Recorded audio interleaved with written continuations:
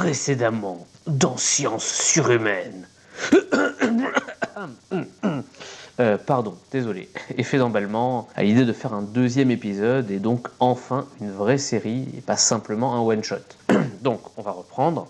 Précédemment, dans Science surhumaine, nous nous sommes penchés sur le cas de Spider-Man dans sa version Miles Morales, en nous demandant s'il s'agissait du Spider-Man de la génération Obama. Nous avons pu constater qu'il existait bien plusieurs générations du personnage, avec des reboots, c'est-à-dire des redémarrages comme dans l'univers Ultimate, des relaunchs, c'est-à-dire des relances du titre avec un nouveau nom ou une nouvelle numérotation comme avec Superior Spider-Man, ou enfin l'introduction de nouveaux éléments comme un costume, par exemple le noir dans les années 80, ou un personnage, notamment avec Ben Reilly. Si nous nous arrêtions à ce point de notre explication, comme ce fut temporairement le cas à la fin du premier épisode, nous pourrions considérer que dans la mesure où Miles Morales est apparu en tant que Spider-Man en 2011, soit à la moitié du premier mandat présidentiel de Barack Obama, il est bel et bien le Spider-Man de la génération de ce chef d'État. Cependant, si cet élément seul suffisait à tirer une telle conclusion, nous devrions alors en dire autant pour Superior Spider-Man, dont la série a commencé le même mois que le second mandat d'Obama. Si nous nous sommes posé cette question au départ, c'est parce que ce point de vue avait été relayé dans les médias du monde entier et avait conduit à des polémiques aux États-Unis, particulièrement dans le camp républicain. Ces mêmes polémiques ne s'étaient pas alors posées pour le Superior Spider-Man, alors que ce dernier voyait pourtant un vilain, le Dr Octopus, prendre la place de Peter Parker, ce qui aurait pu pourtant ouvrir alors une voie royale aux critiques complotistes de tous bords. L'objet de cristallisation de la détestation conservatrice est bien resté le personnage de Miles. Comme mentionné rapidement dans l'épisode précédent, l'éditorialiste conservateur Glenn Beck avait attaqué dans son émission de radio le président et sa femme Michelle, qu'il jugeait responsable de la création de Miles Morales en 2011. Il s'était alors servi d'un vieux discours de 2008 prononcé par la future première dame et en avait détourné le sens. Voici ce qu'il disait alors. Pourquoi cet air si sérieux ? Je pense que beaucoup de choses étranges arrivent intentionnellement. Qu'est-ce que Madame Obama nous racontait déjà pendant la campagne des primaires démocrates ? Vous allez voir combien il est étrange que tant de choses qu'elle décrivait semblent maintenant se dérouler.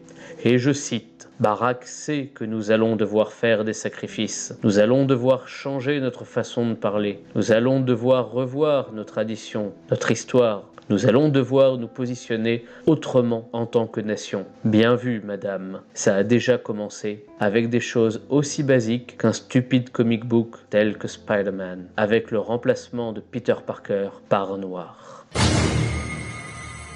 À l'écoute de ce passage, deux arguments principaux, si je puis dire, ressortent dans la comparaison qu'établit Beck avec le 44e président des États-Unis et Miles Morales. Tout d'abord, le fait que tous les deux sont de couleur de peau noire. Il termine d'ailleurs là-dessus, sous-entendant qu'il s'agit là d'une justification en forme de coup de grâce, à la fois incontournable et essentielle. Mais dans sa reprise des propos de Michelle Obama, on remarque qu'il insiste aussi sur une comparaison moins physique, qui concerne au contraire davantage les modes de vie et les relations sociales.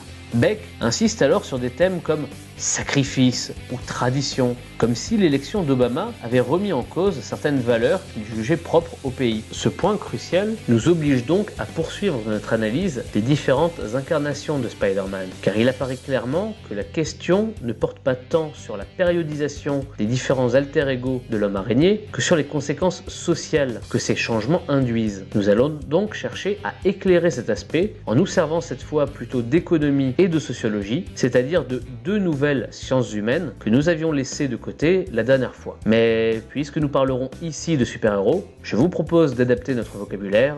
Bienvenue dans le deuxième numéro de Science surhumaine.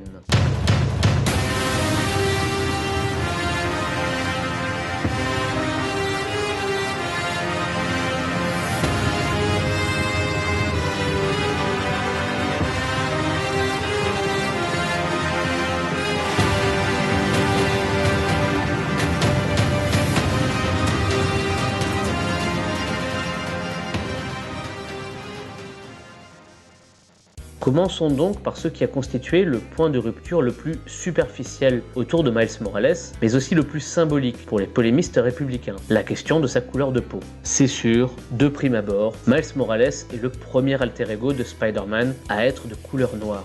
Et évidemment, c'est également une certitude que c'est aussi le cas pour Barack Obama, premier président des États-Unis non WASP, White Anglo-Saxon Protestant, depuis John Fitzgerald Kennedy. Et encore, ce dernier était blanc et anglo-saxon, mais catholique. Dans les deux cas, Obama comme Miles, on a donc affaire à des changements non négligeables, ne serait-ce que visuellement pour ce qui concerne Spidey. Pour autant, ce n'est pas le premier personnage iconique à subir une telle modification dans les années de présidence Obama. Le tout premier super-héros chronologiquement, le modèle, l'ancêtre de tous, à savoir Superman, avait déjà connu un tel lifting. En effet, quelques mois avant son élection, Barack Obama s'était amusé à raconter sur un plateau télé qu'il venait de la planète Krypton, qui avait été détruite et qu'il avait été adopté par une famille américaine. Le scénariste Grant Morrison s'était emparé de cette citation pour créer un personnage du nom de Calvin Ellis, qui était le Superman d'un univers alternatif. Il l'avait ainsi introduit, au même titre que d'autres variations autour du Kryptonien, dans le crossover de DC intitulé Final Crisis en mars 2009 dans l'épisode numéro 9. Il était évident dans ce cas que l'inspiration provenait ouvertement d'Obama, car c'était assumé par Morrison lui-même, qui avait fait en outre de Calvin Ellis le président des États-Unis de sa propre terre, sur laquelle, par ailleurs, la majorité des super-héros étaient des Afro-Américains. On était donc 2 ans et demi avant les grands débuts de Miles Morales, et pourtant, cette publication n'avait créé aucun remous alors qu'elle concernait un personnage au moins aussi connu.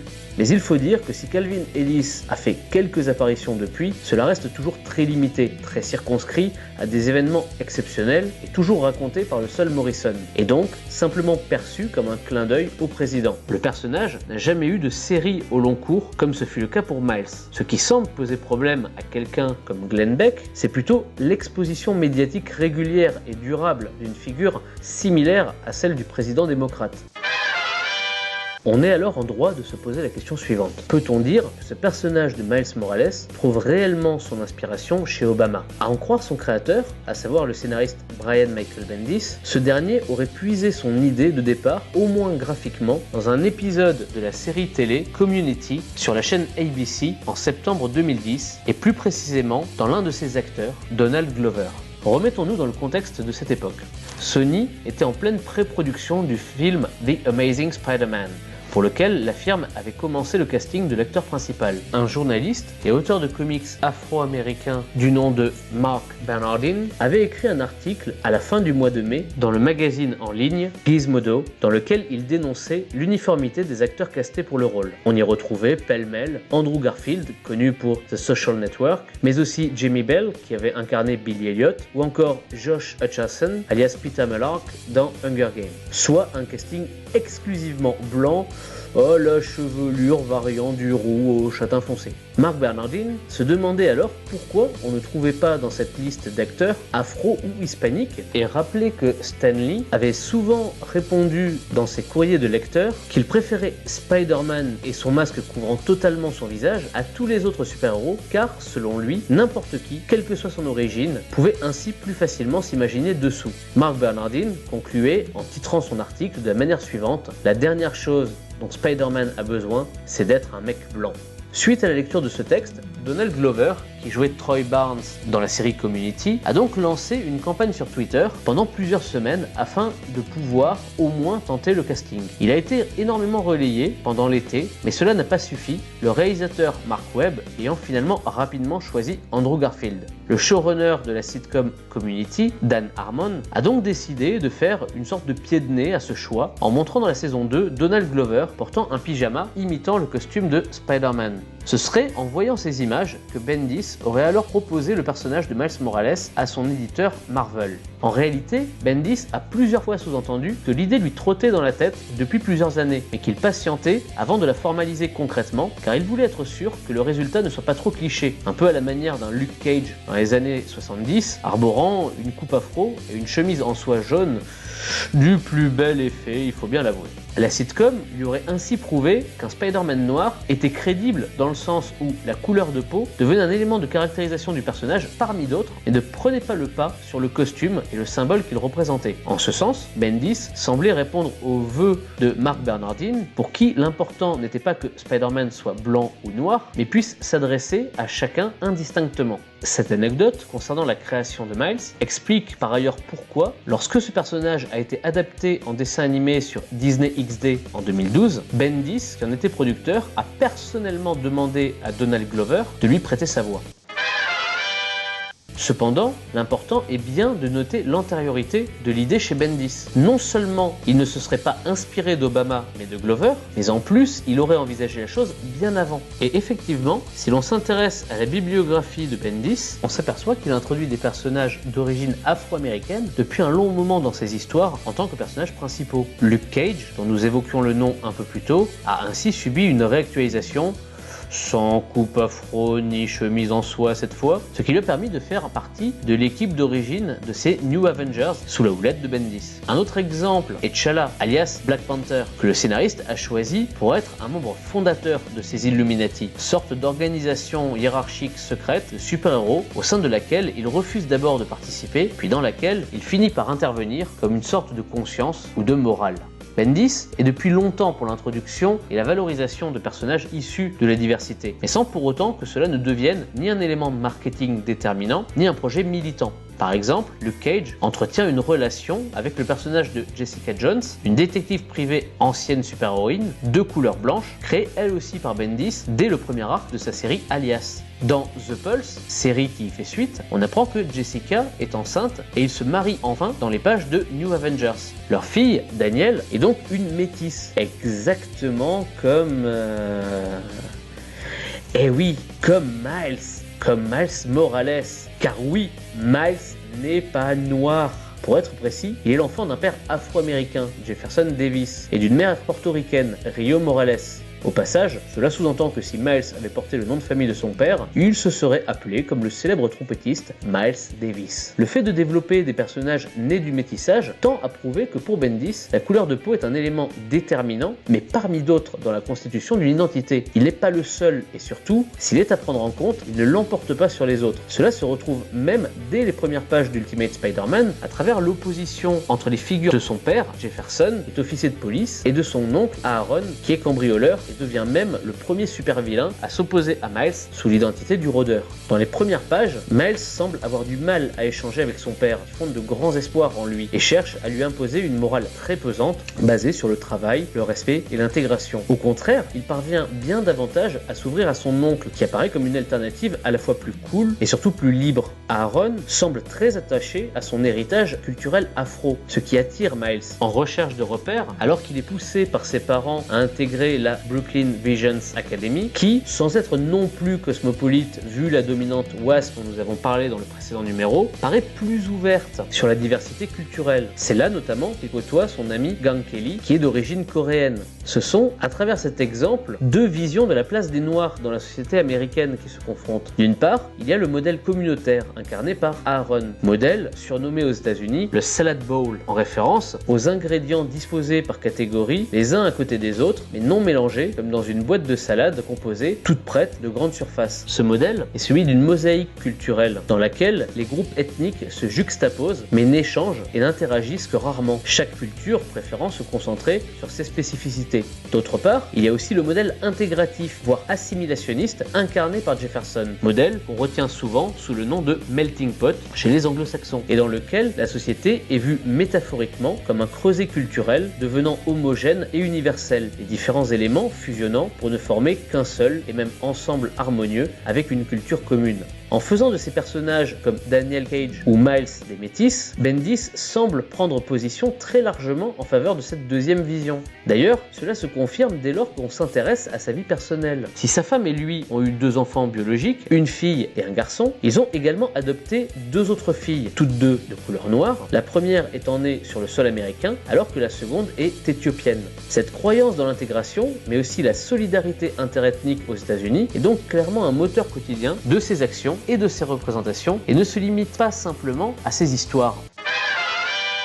Nous venons d'évoquer à l'instant un terme qui paraît donc essentiel pour la compréhension du personnage de Spider-Man, mais aussi celle de la présidence de Barack Obama. Il s'agit du mot de solidarité. Étymologiquement, solidarité provient du latin solidus, qui désigne un corps massif formant un tout, et qui a donné en français l'adjectif solide. Le mot est aussi employé très tôt en biologie pour exprimer la dépendance réciproque des différents éléments dans un organisme. Cependant, le solidus désignait aussi chez les Romains une monnaie d'or et a pris de ce fait rapidement un sens économique puis juridique à travers la locution in solidum, c'est-à-dire pour le tout ou au service du tout. Dans ce sens, qui fut d'ailleurs en français le premier emploi du mot, lorsque la solidarité est prononcée entre différentes personnes, chacune se retrouve engagée en termes de dette et de responsabilité pour toutes les autres. Cela signifie que la dette en question ne peut être divisée et répartie. Chacun est responsable de la totalité. Si pendant longtemps le terme est donc resté purement juridique et parfois partiellement moral, le sociologue français Émile Durkheim est le premier qui l'a défini comme une attitude primitivement sociale et donc explicable par le poids des structures collectives plutôt que par des choix individuels. C'est ce qu'il appelle, on peut le citer, la solidarité mécanique, qu'il associe aux communautés traditionnelles de taille réduite. Mais il note qu'au XIXe siècle, les sociétés se sont élargies et industrialisées. Le rôle individuel s'est alors renforcé. Ce n'est pas tant qu'il soit devenu l'objet réel d'un choix, mais plutôt qu'il soit le produit d'une spécialisation à travers la division du travail. Plutôt que chaque membre d'une communauté produise toutes les activités nécessaires à son bon fonctionnement, avec l'industrialisation, chacun s'est spécialisé dans un domaine ou une tâche participant à la production de richesses collectives. Ainsi, même en cherchant son bien-être individuel, on participerait à la réalisation de l'épanouissement collectif. C'était en 1893, dans l'ouvrage De la division du travail social, dont voici quelques passages. Pourquoi cet air si sérieux ? Notre devoir est-il de chercher à devenir un être achevé et complet, un tout qui se suffit à soi-même, ou bien au contraire de n'être que la partie d'un tout, l'organe d'un organisme. La conscience individuelle, considérée sous cet aspect, est une simple dépendance du type collectif, et en suit tous les mouvements, comme l'objet possédé suit ceux que lui imprime son propriétaire. Dans les sociétés où cette solidarité est très développée, l'individu ne s'appartient pas, c'est littéralement une chose dont dispose la société. Il en est tout autrement de la solidarité que produit la division du travail. Tandis que la précédente implique que les individus se ressemblent, celle-ci suppose qu'ils diffèrent les uns des autres. La première n'est possible que dans la mesure où la personnalité individuelle est absorbée dans la personnalité collective. La seconde n'est possible que si chacun a une sphère d'action qui lui est propre et par conséquent une personnalité. Chacun dépend d'autant plus étroitement de la société que le travail est plus divisé et, d'autre part, l'activité de chacun est d'autant plus personnelle qu'elle est plus spécialisée. Ici, donc, l'individualité du tout s'accroît en même temps que celle des parties. La société devient plus capable de se mouvoir avec ensemble, en même temps que chacun de ces éléments a plus de mouvements propres. Cette solidarité ressemble à celle que l'on observe chez les animaux supérieurs. Chaque organe, en effet, y a sa physionomie spéciale, son autonomie, et pourtant l'unité de l'organisme y est d'autant plus grande que cette individuation des parties est plus marquée. En raison de cette analogie, nous proposons d'appeler organique la solidarité qui est due à la division du travail. Ce qui ressort clairement chez Durkheim, qui s'inspire pourtant de la définition biologique que nous avons évoquée en premier, c'est que la solidarité est clairement une notion sociale et qu'elle se renforce dans les sociétés industrielles, l'industrialisation inaugurant de nouveaux modes de relations entre les individus. Par la division du travail, la spécialisation et la recherche de profit, ces relations sont entièrement axées autour de l'échange, en particulier de marchandises et de services. Durkheim décrit donc ici un modèle de société libérale capitaliste, exactement celui dans lequel nous vivons encore aujourd'hui, et donc celui dans lequel ont toujours évolué les super-héros depuis leur apparition avec leur premier représentant en 1938. Dans le cas de Miles Morales, nous avons pu constater que d'un positionnement communautaire un peu étriqué, il s'est progressivement ouvert aux autres, jusqu'à assumer ainsi une place qui lui est propre, celle du nouveau Spider-Man. Sous l'angle de Durkheim, on peut ainsi dire qu'il s'est spécialisé dans cette activité super-héroïque. Et dans son cas, on voit que la notion de solidarité tourne largement autour de la culture ou de l'ethnie, d'où l'expression que nous avons employée plus tôt, à savoir celui de solidarité interethnique. Si l'on quitte maintenant un peu Miles pour analyser le positionnement des autres incarnations de Spider-Man, de manière plus générale, on s'aperçoit que la solidarité a toujours été au cœur de sa pratique de super-héros, mais aussi présente dans son quotidien. Déjà, dans les relations de Peter avec sa tante May, on retrouve une forme de solidarité qu'on qualifie d'intergénérationnelle. Les parents de Peter sont morts lorsqu'il n'était qu'un nourrisson. Il a donc été élevé par son oncle et sa tante, qui n'ont pas pu avoir d'enfants. Beaucoup de scènes nous présentent May sacrifiant ses propres envies pour donner le meilleur à son neveu et pupille. Parmi les scènes récurrentes, on la voit notamment servir à Peter des pancakes au petit déjeuner, alors que ce dernier constate pourtant qu'elle n'en a pas forcément les moyens. C'est elle aussi qui s'arrange pour lui fournir le matériel dont il a besoin au lycée, car elle lui fait entièrement confiance. Elle sait qu'il est brillant et souhaite le meilleur pour son avenir. À l'opposé, lorsque May commence à avoir des ennuis de santé, c'est le moment où Peter accepte de travailler au Daily Bugle pour un employeur qu'il juge injuste, car il est le seul à fournir à ce dernier, J. Jonah Jameson, des clichés effrayants du tisseur. Le sacrifice ici est double pour Peter. Non seulement il n'aime guère cet emploi, mais en plus, il se voit contraint de rentrer dans le jeu de Jameson et de participer à sa campagne médiatique de haine contre lui-même. Si évidemment chacune des deux positions, celle de May et celle de Peter, est exagérée, elle démontre pourtant bien cette fameuse solidarité entre générations. Les aînés se chargent de subvenir aux besoins des plus jeunes, jusqu'à ce qu'ils puissent devenir autonomes. Et en retour, ces derniers les soutiennent lorsque le temps a fait son œuvre et que la vieillesse commence à devenir un problème.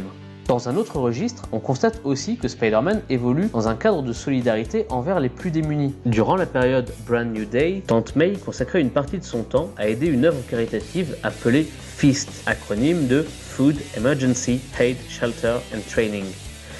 Alors oui, c'est sûr, appeler une soupe populaire festin, puisque c'est le sens du mot feast en anglais, c'est un peu maladroit, mais bon.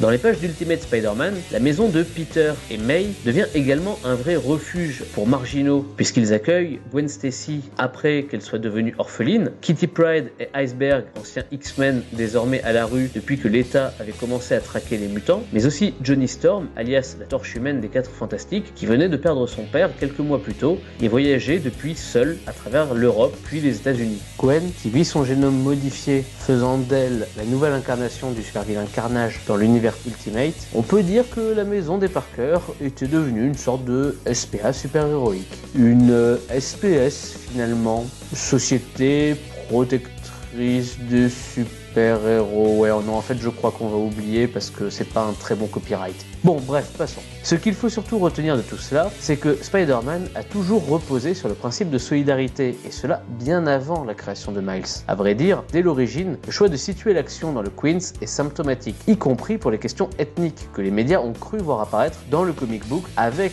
le nouvel Ultimate Spider-Man. En effet, il apparaît que ce borough a toujours été le plus multiethnique des 5 qui composent la ville de New York. Au recensement de 2010, par exemple, on y comptait environ 25% de blancs, 25% d'hispaniques, 25% d'asiatiques, 20% de noirs et 5% de métis, soit la répartition la plus équilibrée de toute la ville. En 2005, un spin-off, c'est-à-dire un dérivé de la série principale, a vu le jour, et son titre était à ce propos édifiant. Il s'agissait de Friendly Neighborhood Spider-Man, qui faisait référence à une phrase récurrente du tisseur dans le comic « Just another service provided by your friendly neighborhood Spider-Man », soit, dans la traduction française, « Encore un service gratuit offert par la petite araignée sympa du quartier ». Cette maxime, répétée avec régularité par le héros depuis l'époque de Stan Lee, montre son attachement à son environnement proche, mais surtout le soin tout particulier apporté à aider et soutenir ses habitants. Et le rapport avec Obama dans tout cela, me direz-vous? Outre sa couleur de peau, l'autre élément remarquable concerne sa politique intérieure pendant 8 ans. Lorsqu'il entre en fonction, en janvier 2009, le pays, mais aussi le monde entier, est confronté depuis juillet 2007 à la crise des subprimes, une crise financière qui a touché les prêts hypothécaires à risque et qui s'est étendue progressivement jusqu'à se transformer en crise bancaire à l'automne 2008. L'une des premières mesures du chef d'État américain est de renflouer les banques américaines afin d'éviter qu'elles n'exigent des remboursements rapides de la part de ses concitoyens eux-mêmes endettés, ce qui conduirait inévitablement à une crise sociale. Ce faisant, il espérait ainsi garantir une consommation stable de la part des ménages. En effet, si les Américains avaient dû choisir entre consommer ou rembourser les prêts, ils auraient limité leur consommation somptuaire, c'est-à-dire ne portant pas sur des biens de première nécessité, et cela aurait eu un impact sur les entreprises du pays, car qui dit moins de consommation dit aussi situation de surproduction. Dans ce cas, les entreprises auraient dû licencier certains employés. L'augmentation du chômage aurait alors engendré une nouvelle baisse de la consommation et ainsi de suite, créant une sorte de cercle vicieux. C'est exactement ce qui s'est passé lors de la crise de 1929 et c'est donc ce que craignaient les économistes et les hommes politiques 80 ans plus tard. Ce type de crise généralisée est appelée aujourd'hui crise keynésienne et nous allons justement voir pourquoi. Il faut d'abord se demander ce qui a poussé Barack Obama à réagir ainsi. En vérité, sa réponse s'est inspirée de celle d'un autre président démocrate, à savoir Franklin Delano Roosevelt, dans les années 30. Lui-même avait alors tenté une politique de relance pour sortir de la crise appelée New Deal, ou Nouvelle Donne en français. Pour cela, il s'était basé sur les travaux d'un économiste anglais, John Maynard Keynes, qui avait envisagé la possibilité de telles crises dès les accords de Versailles, auxquels il avait participé à la fin de la Première Guerre mondiale en 1919. Il avait donc cherché un moyen de les anticiper, de les éviter, ou, au pire, d'en sortir si elles devaient se reproduire. Du coup, vous voyez pourquoi on parle de crise keynésienne. Keynes, keynésienne, c'est bon, pas besoin de faire un dessin, je pense. En 1936, Keynes a publié un ouvrage que l'on retient comme étant la somme de ses travaux. C'est la théorie générale de l'emploi, de l'intérêt et de la monnaie, dans lequel il remet en cause la vision classique de l'économie et justifie une intervention au moins partielle de l'État. Écoutons-le donc. Pourquoi cet air si sérieux? Depuis Jean-Baptiste Say et Ricardo, les économistes classiques ont cru que l'offre créait sa propre demande. Ce qui veut dire, en un certain sens évocateur mais non clairement défini, que la totalité des coûts de production doit nécessairement, dans la communauté entière, être dépensée directement ou indirectement pour l'achat de la production. La théorie classique suppose donc que le prix de la demande globale ou produit s'ajuste toujours au prix de l'offre globale. Ainsi, cette loi équivaut à la proposition d'après laquelle il n'existe aucun obstacle au plein emploi. Les théoriciens de l'école classique ressemblent à des géomètres euclidiens qui, se trouvant dans un monde non euclidien et constatant qu'en fait les lignes droites qui semblent parallèles se coupent fréquemment, reprocheraient aux lignes leur manque de rectitude, sans voir aucun autre remède aux malencontreuses intersections qui se produisent. C'est donc l'hypothèse d'égalité entre le prix de la demande globale des produits et le prix de leur offre globale qui doit être regardée comme le postulat euclidien de la théorie classique et remise en cause. Le second postulat, des classiques, correspond à l'absence de chômage involontaire. Il est indispensable qu'on se débarrasse du second postulat de la doctrine classique et que l'on construise un système économique où le chômage involontaire, au sens strict du mot, soit possible. Lorsque sur 10 millions d'hommes désireux et capables de travailler, il y en a 9 millions employés, il n'est pas évident que le travail de ces 9 millions soit mal orienté. Il ne faut pas reprocher au système actuel d'employer ces 9 millions d'hommes aux tâches qui leur sont imparties, mais de n'avoir pas d'ouvrage disponible pour le dernier million. C'est le volume, et non la direction de l'emploi, que le système actuel détermine de façon défectueuse. Il est peu probable que l'influence de la politique bancaire suffise à amener l'emploi à sa valeur optimum. Aussi, pensons-nous qu'une assez large socialisation de l'investissement s'avérera le seul moyen d'assurer approximativement le plein emploi. Mais à part cela, on ne voit aucune raison évidente qui justifie le socialisme d'État, embrassant la majeure partie de la vie économique de la communauté. Si les nations pouvaient apprendre à maintenir le plein emploi au moyen de leur seule politique intérieure, il ne devrait plus y avoir de force économique importante capable de dresser les intérêts des divers pays les uns contre les autres. Voilà qui était riche et qui va sans doute nécessiter quelques éclairages. On comprend clairement, à l'écoute de la fin du passage, que Keynes n'était pas un socialiste. Il défendait le libéralisme, mais voulait l'amender, car il percevait que le chômage était une cause de remous politique, comme ceux qu'il était en train de vivre à l'époque, avec l'arrivée au pouvoir d'Hitler en Allemagne en 1933 en particulier. Pour résoudre ce problème du chômage et de l'enrichissement global de la société, il avait commencé par repérer les erreurs en vogue chez les défenseurs du libéralisme classique. Et clairement, il semblait que pour lui, le principe d'un marché pouvant se réguler seul n'avait pas de sens, car les acteurs chercheraient dans cette optique toujours leur intérêt individuel avant un avantage collectif, si ce dernier risquait de leur faire tirer moins de profit que ce qu'ils auraient pu obtenir autrement. En d'autres termes, si Keynes va dans le sens de Durkheim quant au fait que chacun a intérêt à ce que l'ensemble fonctionne, il remettait en question le lien automatique entre l'action individuelle et le bien général. Et si l'État devait garder un rôle limité, il devait être tout de même actif pour approcher le plein emploi. Si les acteurs privés échouaient à donner du travail à chacun, c'était à l'État d'augmenter ce qu'il qualifiait de volume de l'emploi, c'est-à-dire leur nombre. Durant le New Deal, cela se traduisit par des politiques de grands travaux, comme la construction de barrages sur le fleuve Tennessee afin d'embaucher des ouvriers. Mais générer de l'emploi ne suffit pas. Il faut aussi pouvoir s'assurer que les employés utiliseront une partie de leur salaire pour consommer et investir dans de nouvelles activités. De fait, l'État doit donc organiser, encadrer, mais aussi soutenir les prêts bancaires, comme ce fut le cas sous Obama. Si Keynes s'en tient à cela, il a inspiré d'autres penseurs et un mouvement, le keynésianisme, qui a étendu sa théorie générale à d'autres domaines. Ainsi, au lendemain de la Seconde Guerre mondiale, et alors que Keynes décède en 1946, ses continuateurs mettent en place, dans certains pays, comme en France, des formes de welfare state, ou d'État-providence. C'est-à-dire, ils se dotent de lois et de compétences afin d'assurer tout un ensemble de fonctions sociales au bénéfice de leurs citoyens. Ainsi, en France, l'exemple le plus connu est la mise en place de la sécurité sociale en 1945. Or, aux États-Unis, dans ce domaine, il a fallu attendre assez longtemps pour voir les prémices d'une forme de protection par l'État. Cela commence en 1956 avec le Medicare qui offre des soins médicaux aux familles de soldats. Il est étendu en 1965 aux personnes de plus de 65 ans et, dans le même temps, est organisée la prise en charge d'une assurance de santé pour les personnes vivant en dessous du seuil de pauvreté sous le nom de Medicaid. Mais en réalité, le tournant décisif arrive sous la présidence de Barack Obama, qui met en œuvre en 2010 l'Obamacare, qui permet une assurance santé universelle, bien qu'elle ne soit pas obligatoire. De plus, en 2014, le Medicaid est élargi à des foyers situés juste au-dessus du seuil de pauvreté. On estime que cela concernerait pas moins de 16 millions de personnes dans le pays. On peut donc considérer que l'une des caractéristiques des 2 mandats d'Obama à la Maison-Blanche est l'orientation très keynésienne de sa politique intérieure, puisqu'il a veillé à étendre des fonctions sociales aux seules fonctions régaliennes de l'État. Incidemment, cela se retrouve dans le comics Ultimate Spider-Man. Nous l'avons dit, le père de Miles Morales est agent de police et représente donc ses fonctions régaliennes. Mais sa mère se trouvait être, pour sa part, infirmière et incarnait donc les fonctions sociales.